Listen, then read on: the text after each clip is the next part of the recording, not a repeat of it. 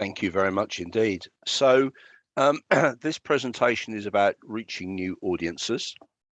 I will go as slowly as I can because I recognise that English is not everyone's first language. And please do stop me and ask questions if you want to during the presentation.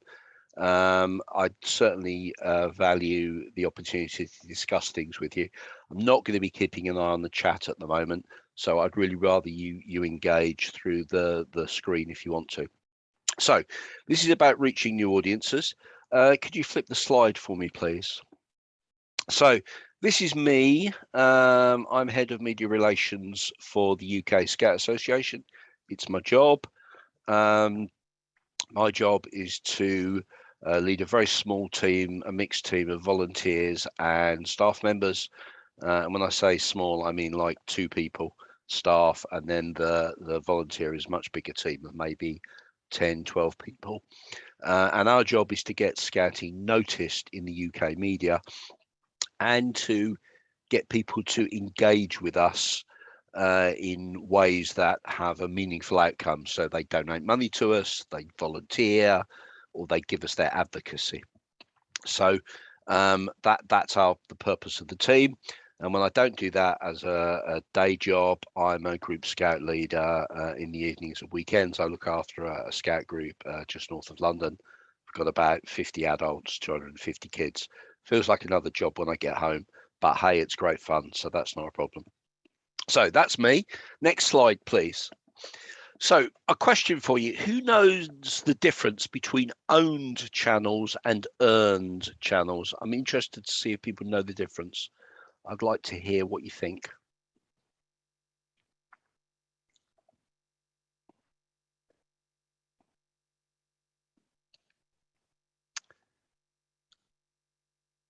I have to admit, I had to Google it. Any ideas, anyone? For me too, this was the first time I've ever made that question, like owned channels, earned channels. So owned channels are channels that we own, that are our own, like our Facebook pages, and earned channels are channels in which we are guests, like radio or television or other fan pages on Facebook. Spot on. Thank you very much. If you could move to the next slide for me, I'll just expand that answer a little. So as was just said, own channels are things where we have editorial control, and they tend to be Scout social channels, Twitter, Instagram, TikTok, our own web pages, those sorts of things where we can make editorial decisions about what we say, how we say it, when we say it, and what our messages are. And earned channels are where non-scouts decide what the content is. So typically that's in the UK, that's CNN, BBC News, RTL, Times, Telegraph, radio stations. And there's a big difference between the two. In earned channels, you have to make your case to get coverage. Owned channels, we decide, it's within our control. Next slide, please. So why bother with earned channels when you can simply put a bit of content out there on your own social page? So here's some stats that I got our social media team to pull the other day. In the UK, our own channels don't give us 100% new audiences at all.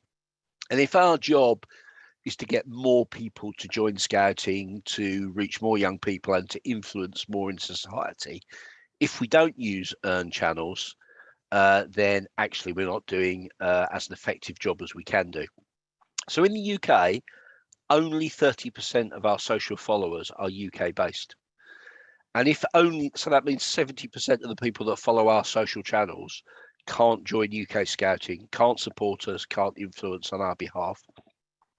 So 2/3 of the people that we're talking to on social have no capacity to do what we need them to do. And well over 50% of those people in the UK who are social followers are already our supporters. So you pretty quickly you go from a very large audience. So it's 50% of 30%. So 15% of all the people on our social channels are based in the UK and are non-members. So of every 100,000 people that we reach, only 15,000 of those are people that can join, can influence, can donate. And this is a stat that shocked me. There's nearly as many as people in Dakar looking at UK social media, Scout social media, as in London. Now that really surprised me, and that's something about IP addresses and people looking at things through different locations. But those people are not people that I really need to talk to, influence, and work on. Now you can do your own analysis. You can go to your own social channels and look at the data and work out your own data. But some of this stuff really surprised me when I was. I have a team that looks after social, so I don't worry about it too much. But certainly I'll be looking at their budget lines if these are the values that they bring to the party. So you need to do your own analysis, but owned channels are important because they are within our control. But if you want to reach out to new channels, then new people, then they're not the best way forward. And certainly if you want to reach new members, then there are better ways of doing it. Next slide, please. Thank you. So how do you get your story onto earned channels? How do you get it onto a broadcaster or in a newspaper or on the radio? Well, you have to create real news, and real news that competes with every other bit of news that's going on in your location. And I looked through our back catalogue of success stories that we've had of getting into earned channels rather. And there were some real clear things that work every time. So things that are around biggest, smallest, oldest, newest, surprising facts, topical information, they all make it easy or easier to get into news channels and get into earned areas. You have to make your story stand out from all the other news that's going on that day. And the other thing you need to do, and this sounds very obvious, but I'll say it anyway because it is important. So most journalists don't make editorial decision what goes out on their radio station, TV station, or in their newspaper. They have to tell the story to their editor. So you have to make your story appealing in a way that a journalist can take and sell the story onto their boss to allow them to get time to do the story. Quite often I will speak to journalists I speak to journalists on a daily basis. I've been speaking to a couple today about the Jamboree actually for later in the year. And what they will tell me is either the story is good, but it's not what my editor wants at the moment, or the story doesn't meet my criteria and therefore we're not going to do it. If you get the second response, well, you can't really do very much. But if you get the first response, i.e. it's a good story, just not now, then there are different ways to go back and talk to the journalist and make it work. And the other thing that you can do to make the whole thing work is to pull a package together to make it easy for the journalists to make it work for them. And what I mean by a package is a press release, a spokesperson, some pictures, some video, a whole package of content that makes it easy for the journalists to pick up that story and turn it into content that they can use in their outlet. Next slide, please. So I thought rather than just talk about this, I would explain this by giving you an example of how we did this in the UK. So we did a story 18 months ago during the pandemic about launching the digital maker badge, and there was this partner with them that we used to work with, and the partner is Nominet. It doesn't really matter who the partner is, but we had a partner. Now, because the badge is mainly about internet safety, I knew there was very little chance of that getting picked up in mainstream UK news. And that's not because the story didn't have value and wasn't good youth work. Of course, it's good youth work, and of course, it has value. But there are loads of organisations that do Internet Safety Day or Internet Safety packages. It didn't stand out from the crowd. It didn't really get interest. So I thought, how can I make it stand out in a way that's different? And you remember that I said at the start of the piece that one of the things that you should do is to try and make your story stand out. One of the requirements of this badge was to, and this is a small requirement, it's maybe 10% of the badge, is how to help scouts spot fake news. That's a requirement from the badge. So what we did is we took the badge and we packaged it up to journalists and sold it as how to help scouts spot fake news. Now, and we did that. We gave them some images. I provided spokespeople. I gave quotes. We had some pre-recorded video to go with it. But the timing was really key because this was done during the height of the pandemic. And you will all remember that at that time, there was lots of false information going around on the internet, information that wasn't true, stuff that wasn't really relevant, stuff that misled people about what vaccines did, what they didn't do, how important they were, how important they weren't, etc., etc. So we packaged this as a fake news story, how to spot fake news, and it got really, really good pickup because journalists were saying, the scouts are doing something that young people need and is fit for the moment, and we think it's really important. So it got some interesting pickup. If you flip to the next slide, you will see the type of pickup it got. So on the right, you can see a really good piece in The Guardian, which was one of our left-wing newspapers, really good for influence and decision makers.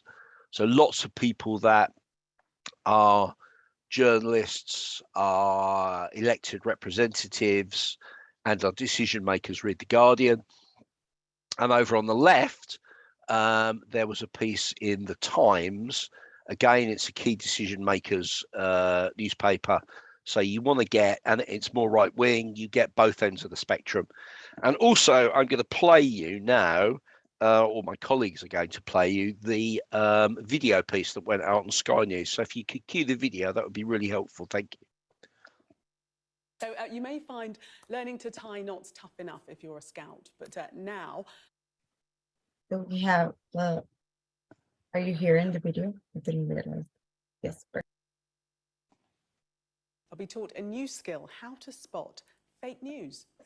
Well, the youngsters are going to be given top tips. That's as part of gaining the digital citizenship badge. That's including looking at the source, asking questions and evaluating the evidence when reading news stories online. Something that all good journalists do as well, of course, don't they, Gillian? Well, we can speak now to Sarah Kerry. She's project manager for the Digital Citizen Badge at the Scout Association. Afternoon to you. This is a bit of a different look, isn't it, for the Scouts? It's not sitting around bonfires singing songs and tying knots. It's you're taking them into the 21st century. Absolutely. I mean, the Scouts is a well-established organisation, but we are developing and adapting all the time, and digital in the 21st century, it makes sense. So we've got to make sure that we're really up to date. And with the support of Nominet through their research and curriculum development, we're able to give young people those skills for life and make sure that they're ready for the 21st century. I think we've got a picture of the badge, I'm being told, that you can get by going through these. There it is. So just talk us through, Sarah, what have you actually got to do to get your digital citizen badge? Yes, there's lots of things you've got to do. Fake news is absolutely one part of it. So it's making sure that you're looking at the sources. You're thinking about if there's any vested interest and trying to look at multiple sources as well. But there's lots of other parts of it, using collaboration tools to do community impact projects, for example, learning new skills online, connecting with people across the world online as well. So it's a huge number of things, and all really about making sure that young people are safe and can be good, active online citizens. Now, Sarah, we were joking just before we came to you. My colleague here, Gillian, was never a scout. I was briefly a scout until I got thrown out. How we many need to hear that scouts are story. there still? We still have just under 500,000 young people in the UK, and that's girls and boys, and we're really an inclusive organisation. We've had over a decade of growth as well, so we keep reaching more and more young people. That's extraordinary, isn't it? And what kind of people are coming to you, and what are they hoping to get out of it? I think we've got a huge variety of young people that come to us, and really they're just trying to get a mixture of skills different from what they do in school. It's all learn by doing. It's about giving it a go, trying new things, and we've got everything from the digital stuff we're obviously launching today. We've got creative art stuff, and then we've still got all that outdoor and adventure that the Scouts are known for, which is still such a huge part of our programme as well. Yeah, but I'm guessing, Sarah, that COVID has had to change things quite dramatically in terms of how it all works. Yeah, of course. We've moved online, and our volunteers have been absolutely amazing at running Zoom sessions with their young people, running activities online. And we as the Scouts have also developed a whole host of activities that means anyone, a parent or a volunteer from the Scouts, can pick up and run an activity, try something new, and just see what it's all about, really. All right, well, really good to have you on the programme. Thanks for your time. Sarah Kerry. Thank you very much. Fantastic, thank you. If you could move to the next slide. No, so it should be the any questions. So I've made the point about packaging a story up, and I've made the point about how you make it work. Have any of you guys got any questions on the whole approach or how we made it work? I'm really keen to open this up and to have a bit of a discussion around this, because this is mainly where the learning comes and where the value in the session is. Maybe I can start so people start warming up with us. Of course.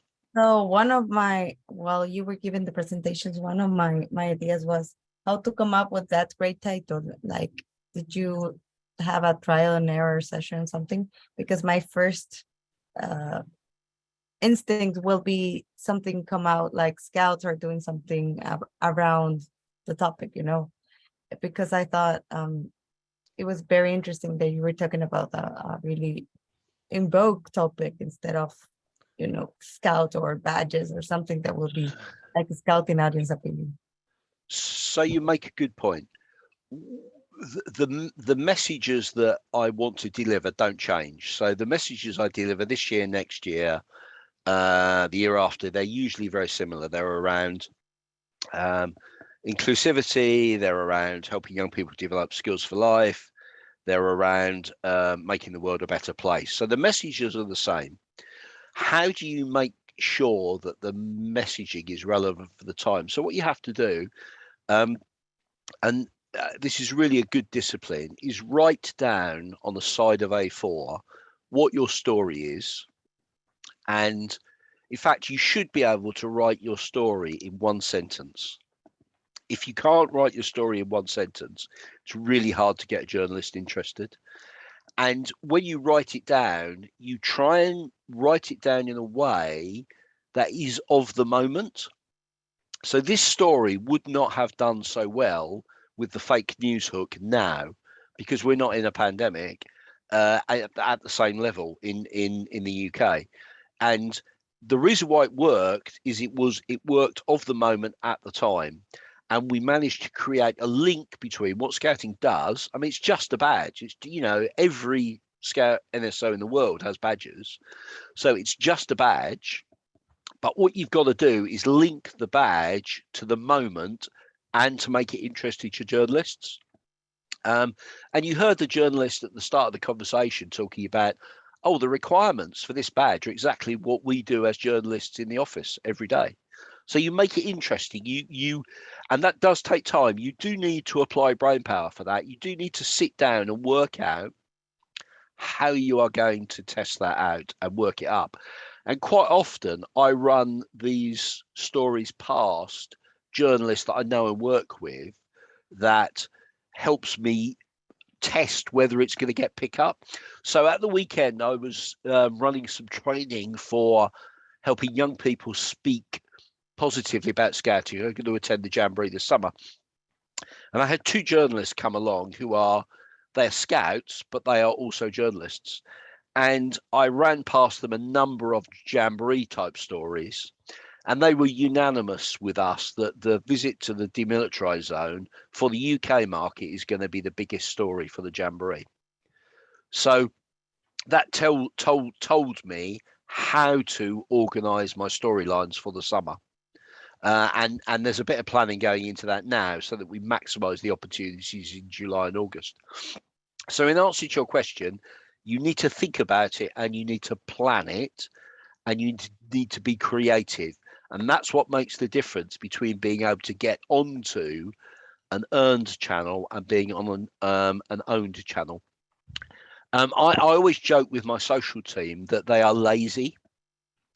They don't think it's much of a joke, but it's very easy to be lazy when you own the channel because you can say whatever you want. If you are working on earned channels, you have to be creative, you have to be innovative. And the prize is that you get to lots of new people, you get more impact and more value.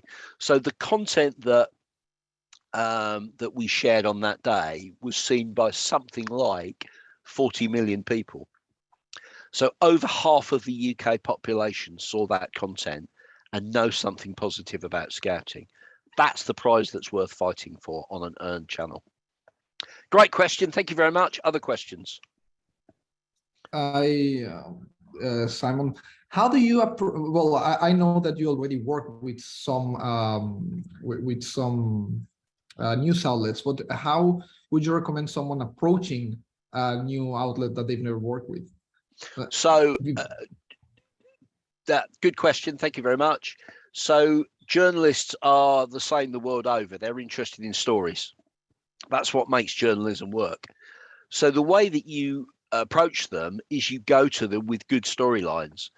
Don't go to journalists with bad storylines. Quite often some of my colleagues will say to me, oh, I've got a really good story. Can you try and sell this story to the BBC or can you sell it to the London Times? And I think about the story and I think this is either very good, yes, or this is very bad. And if it's very bad, I don't try and sell it to to the journalist. The key thing is journalists need to see you as a good source of stories. So only go to journalists when you've got a good story. Don't go to them with rubbish. But phone them up, email them, chat to them, and say, look, I've really got a good story. I thought you would be interested. And the key thing to do that is to know the brief of the journalist. Don't try and sell a story about youth engagement to a journalist who writes about football. I know that's very obvious, but lots of people try and do it. So find out what the journalist is interested in and what their brief is, and then sell that story to them. Does that help? Yeah, thank you. So we have Emily. Oh, but okay, Emily. Hi, can you hear me? Yes, of course. Far away, Emily. Perfect. So your TV clip, your spokesperson there was clearly very well briefed and capable of sticking to talking points, knowing the messaging, Yep. all of that. Do you have any guidance on both training, especially young people? You mentioned you have a young person's training this past weekend on speaking on news stories, but also just finding people who will be good at delivering a message. So yes, I do. I have some general principles. So you can try. So the key first thing is is to find credible spokespeople. So it's no use trying to train someone who talks in generalities. They need to know about the topic. So lived experience is the first thing to have. And the reason why Sarah Kerry, who did the piece that you just saw, was so good is she'd been managing that project for a year. So there wasn't a question that the journalist could ask her that she didn't know the answer to. She knew more about it than I did because it was her project. So lived experience is the first thing that you should look for. And that way they're less scared because they've got all the knowledge in their head. And then the second thing is you can get people who are interested and engaged from not doing TV to being perfectly capable of doing TV or radio in about 5 hours, 6 hours. I took some young people from nothing on 10 o'clock Saturday morning. By the time they went home at 4 o'clock, I would happily have put 3 or 4 of them out of the 12 that we trained on TV. Young people are generally very media savvy. And the thing is, don't try and train them to be corporate spokespeople. Get them to speak from their lived experience. You don't want them to speak as though they're the chief executive or the chief scout. You want them to speak as a recipient of that product. So they could talk about, actually, I did this badge. It was really good. It helped me. It helped me get credibility with my friends. It helped me be more knowledgeable. So don't train your young people to be corporate spokespeople. Encourage them to articulate their stories in a way that is authentic and credible. And I mean, if any of you want to drop me a note offline, I mean, I can share the methods with you about how to train spokespeople, but it's not the slides that you need. It's the discussion that you have with the person that does the training that's the key value. Does that help, Emily? That was wonderful. Thank you. Olga, I can see. Yeah, hello. So I am wondering how to encourage journalists to talk more, not only about the topic, but also about our day-to-day work, because the piece that you show us show the first part of the interview was about the badge, and the second part was about organization and who they are, who you are, and what you are doing in your day-to-day work. So how to do this? So it's not about the journalist, it's about your spokespeople. So I'm going to say something that sounds counterintuitive, but as media experts and people working in the media, you have to work like this. So interviews are not opportunities to answer questions. Interviews are opportunities to make the points you want to make. So Sarah was using a technique in that interview. She did something called ABC. So she acknowledged the questions, she answered the questions about the badge, and then she moved on to topics that I had briefed her to talk about. So she talked about, she gave Nominate, the sponsor, a name check. She talked about skills for life. She also talked about Scouting had been growing for 10 years and the fact that that's really that was a good thing and we were a relevant organisation to the modern society. So those were the 3 messages that I gave to her, and she nailed them perfectly. So it's not about what the journalist, you're never going to get a journalist, unless you're very lucky, to ask you what you want to ask you, but you can control what your spokesperson says, and you should. And you should give them key messages to hit during the presentation. That's your job. You say to them, I want you to bang home these 2-3 messages. Don't give them 10, don't give them 12, give them 2 or 3, and they will deliver it. Olga, does that help? Yeah, thank you.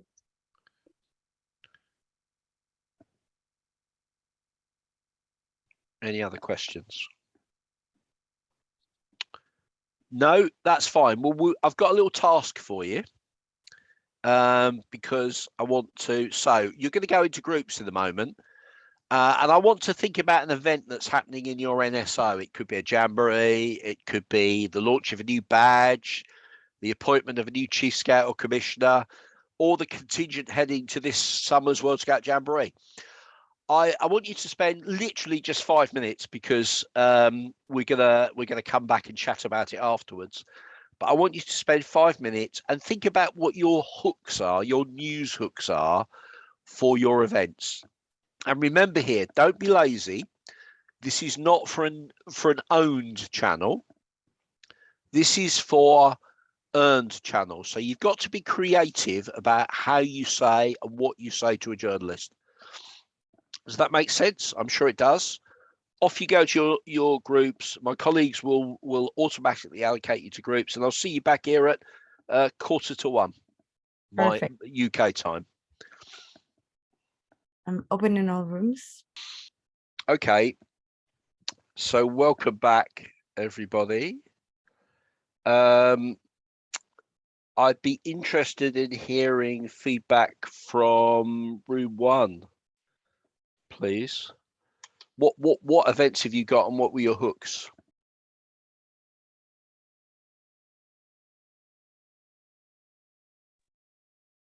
I don't know what number group we were.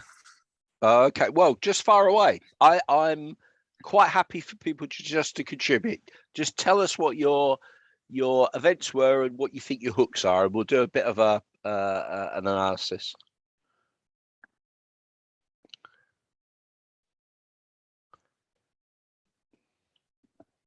So in our group, we talk about Poland, and that for Polish people, scouting is associated with nature and the things that we do to work with history of our country, but not very with opportunities like going abroad and have adventure with people from other countries. So the fact that 500 kids, it goes to the Korea for their adventure, and they are not adults but kids, I think can be quite interesting, especially during summer and the time of camps and vacation. Can I ask you a couple of questions? Is it the biggest contingent you've ever sent? Unfortunately not, but one of the biggest. Okay. And well, is it the biggest contingent you've ever sent to an Asian jamboree? Was it bigger than Japan? I think so. Yeah. So that's the way you frame it. You know, this is the largest contingent that we've ever sent to a jamboree that's this far away. That's the way to frame it. And will it be the biggest event that you've done since COVID?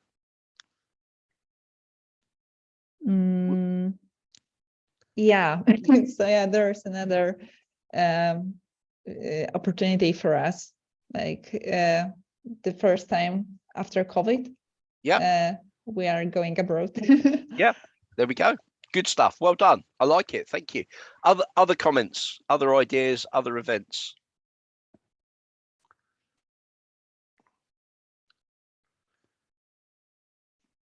I'm sure some other people have got ideas.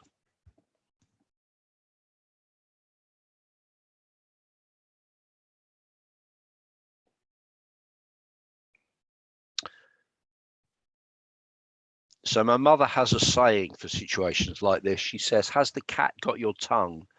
Which is a very uniquely British thing, I think. It doesn't really mean much other than people don't say anything. But I'm looking for one more bit of feedback before we move on to the next stage. And we're not moving on until someone speaks.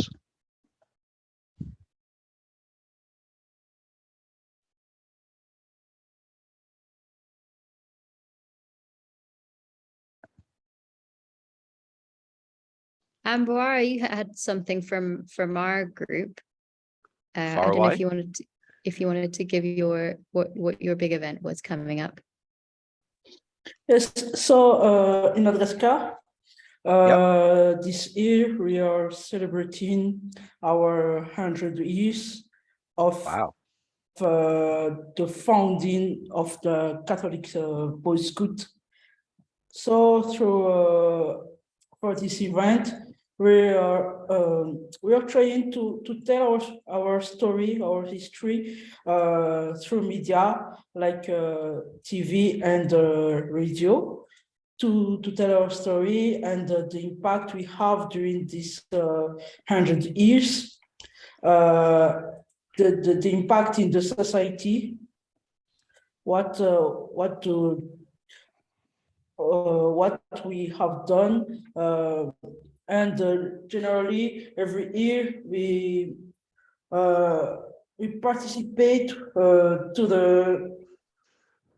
the rescue or during the cyclone period. So it's one of the big impact we have directly around our island.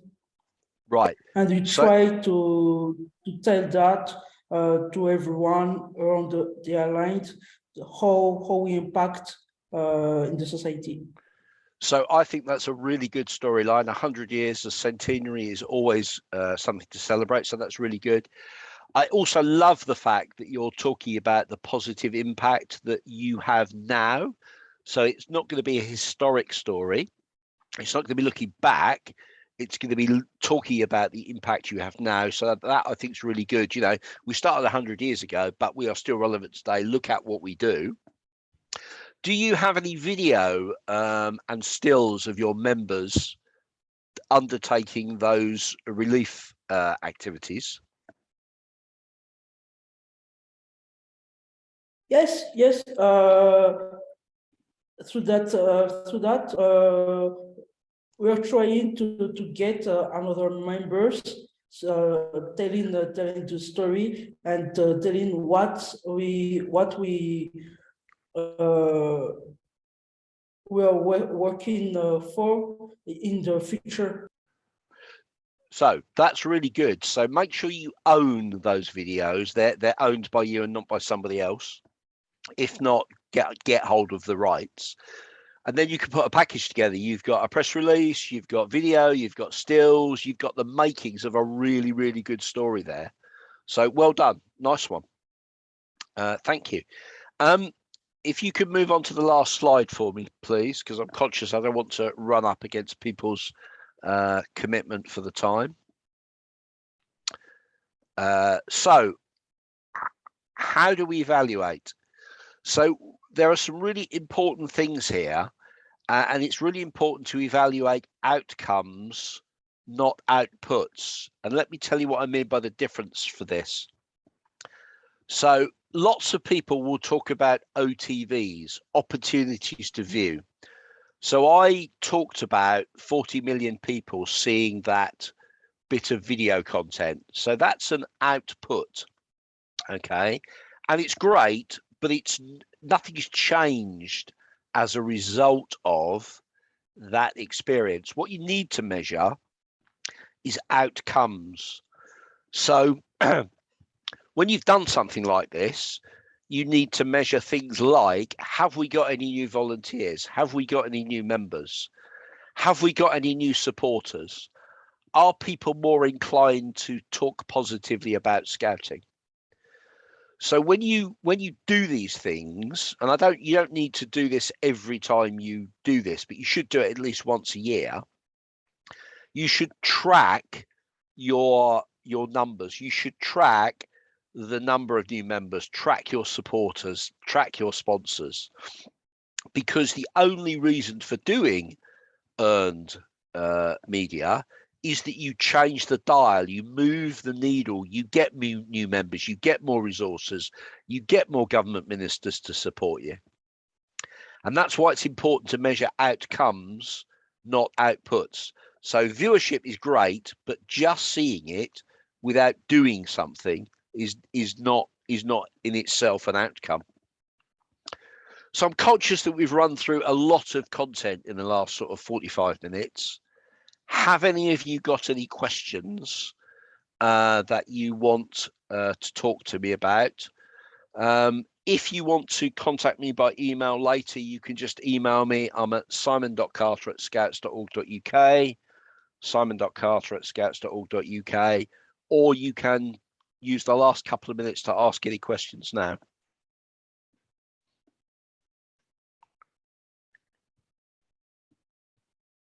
I can start with a question. Of course. Earlier, you told us that like how to like what to tell what to tell to the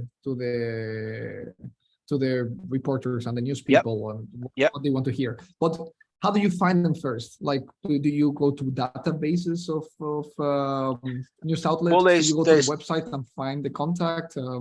There's 3 different ways you can do it. So if you're rich, you could buy a database, but that in itself isn't necessarily the solution, because quite a lot of databases are out of date. So lots of companies do databases. I find the most effective way is to read newspapers or to watch TV or listen to radio, and then you always hear or see the journalist's name. Find them on Twitter.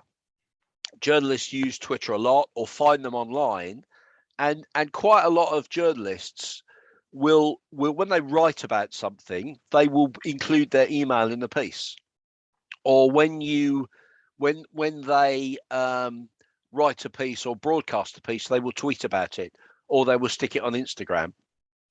So databases are great, but they're expensive, and I wouldn't recommend it for an NSO.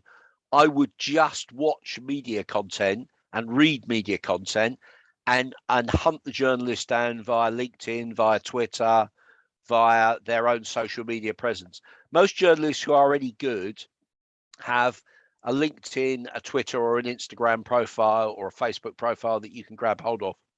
Good question, though. Thank you. Thank you, Simon. Anything else before my time is up? Anyone else have any questions? I know some people may not be confident in speaking. If that's the case, please feel free also to put any questions in the chat.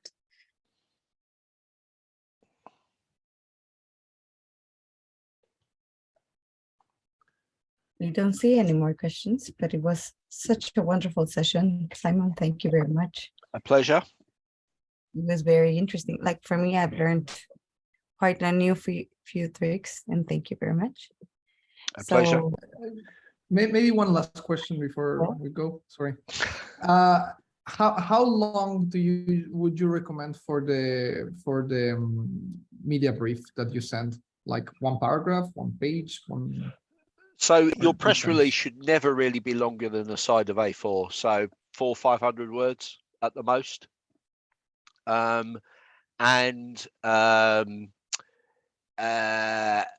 If you're just creating content, you should be able to get your story into 1 sentence. If you can't get your story into a sentence, you're not doing it right. Bear in mind, working journalists will get hundreds of emails a day with hundreds of media requests. So you've got to refine your story down to 1 sentence. So, for example, the Jamboree, I would say to a journalist in the UK, World Scout Jamboree has more participants than the Olympics, and it's going to be the largest youth event that's taken place anywhere in the world since the end of the pandemic. Would you like to know more? And that's the way I would just phrase my email. Awesome. And if they want more, then you've got a page of A4, a page of 400 more words about what you say next. I hope that helps. I'm conscious it's now 1 o'clock, so I don't want to take any more of your time.